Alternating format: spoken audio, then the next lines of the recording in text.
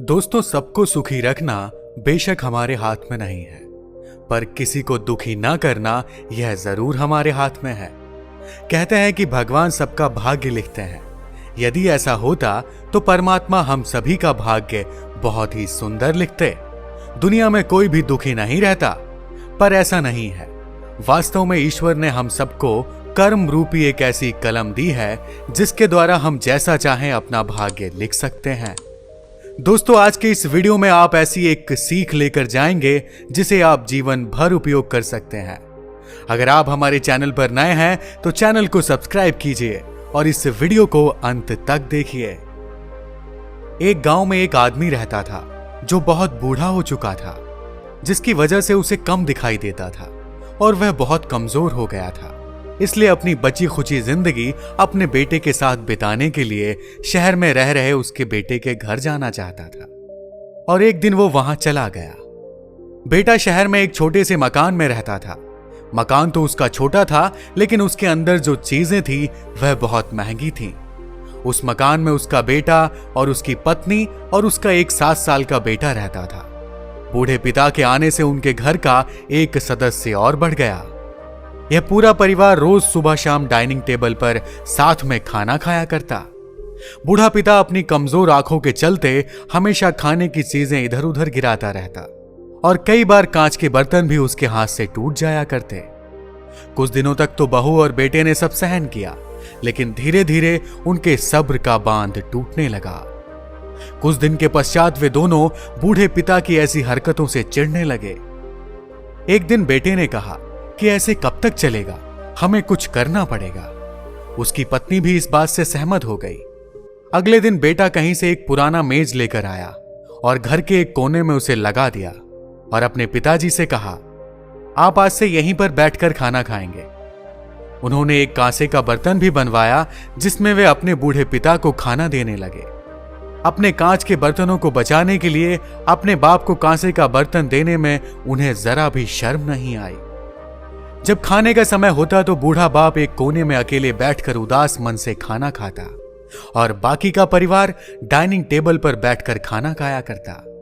Dining table पर बैठे बैठे दोनों पति पत्नी कभी कभी अपने बूढ़े बाप की तरफ नजर फिरा लिया करते।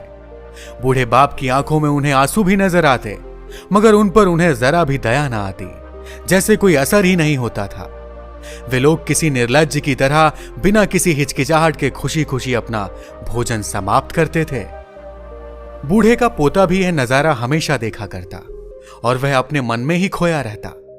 ऐसे ही कई हफ्ते बीत गए।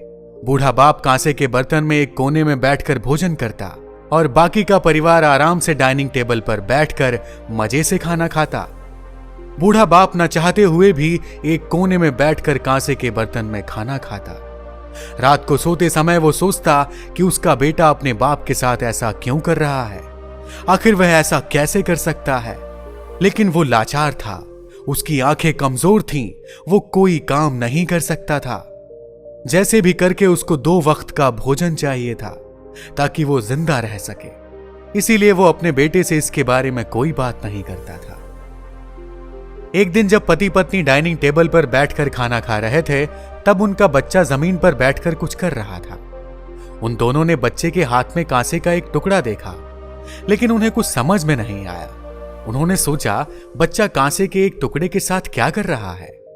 जब बच्चे के पिता ने उससे पूछा, बेटा आओ खाना खा लो, तुम नीचे बैठकर क्या कर रहे हो, तब बच्चे ने भोलेपन से कहा, अरे मम्मी पापा, मैं आप दोनों के लिए कांसे का बर्तन बना रहा हूं ताकि आप लोग जब बूढ़े हो जाओगे तो इसमें आप दोनों को खाना दे सकूं। अपने नादान बेटे द्वारा दी गई यह सहज बात दोनों के दिल में तीर की तरह उतर गई। दोनों एक दूसरे का चेहरा निहारने लगे। बिना कुछ कहे ही दोनों की आंखों में पानी आ गया।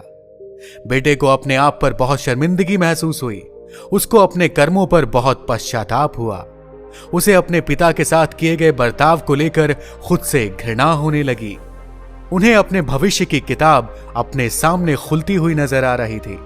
उन्हें समझने में ज्यादा देर नहीं लगी कि अब उन्हें आगे क्या करना चाहिए। अगले ही दिन जब वह बूढ़ा बाप अपने कमरे में खाना खाने आया तो उसने देखा कि कोने में वह पुरानी मेज नहीं थी और ना ही कांसे के बर्तन में उसे खाना परोसा गया था। तभी उसके बेटे ने विनम्रता के साथ अपने पिता को बुलाया और डाइनिंग टेबल की मुख्य कुर्सी पर बिठाया। वह खुद बगल में बैठा और बड़े ही आदर के साथ उसे कांच के बर्तन में खाना परोसा और उसके बाद पति पत्नी ने बूढ़े पिता के पैर पकड़ लिए, उनके द्वारा किए गए दुर्व्यवहार के लिए माफी मांगी और अब बूढ़ा पिता और बाकी का परिवार साथ मिलकर फिर से खाना खाने लगे। बूढ़े की कमजोरी की वजह से हो रही गलतियां भी अब उन्हें नहीं चिढ़ाती थी। दोस्तों, यह कहानी हमें बताती है कि पेड़ों पर लगे हर पत्ते जो आज हरे हैं वह कल सूखेंगे और डाली से नीचे भी गिरेंगे। इसी तरह हमारी स्थिति भी हमेशा समान नहीं रहने वाली। आज अगर हम जवान हैं तो कल बूढ़े जरूर होंगे। दोस्तों, हमें अपने बड़े बूढ़ों का हमेशा ख्याल रखना चाहिए और हमारे माता पिता और बुजुर्गों के साथ वैसा ही व्यवहार करना चाहिए जैसा हम चाहते हैं कि हमारे बूढ़े होने पर हमारे बच्चे करें। अगर जीवन में सफलता चाहते हो तो अपने माता पिता का आदर करो।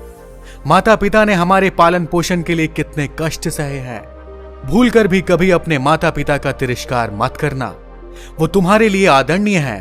उनका मान सम्मान करना हमारा कर्तव्य है। हमारी संस्कृति में माता पिता को देवता का स्थान दिया गया है। हमारे माता पिता ने हमारे पालन पोषण में कितने कष्ट सहे हैं। कितनी रातें हमारे माता पिता ने हमारे लिए गीले बिस्तर पर सोकर गुजारी हैं। ये हम कल्पना भी नहीं कर सकते। उन्होंने हमें कितने प्यार से पाला है, पर माता पिता को प्यार से दो शब्द कहने में भी हमें कठिनाई होती है। पिता को पिता कहने में हमें शर्म आती है। दोस्तों, माता पिता का आदर करने वाला हमेशा के लिए आदरणीय बन जाता है, लेकिन जो लोग अपने माता पिता का आदर नहीं करते वह जीवन में अपने लक्ष्य को कभी प्राप्त नहीं कर सकते। इस धरती पर भगवान के बाद अगर कोई पूजन योग्य है तो वो है हमारे माता पिता। दोस्तों, इसलिए हमें अपने माता पिता का सदैव आदर सम्मान करना चाहिए, सदैव माता पिता की सेवा करनी चाहिए और उन्हें ढेर सारा प्यार देना चाहिए। दोस्तों, आज की कहानी में इतना ही। धन्यवाद।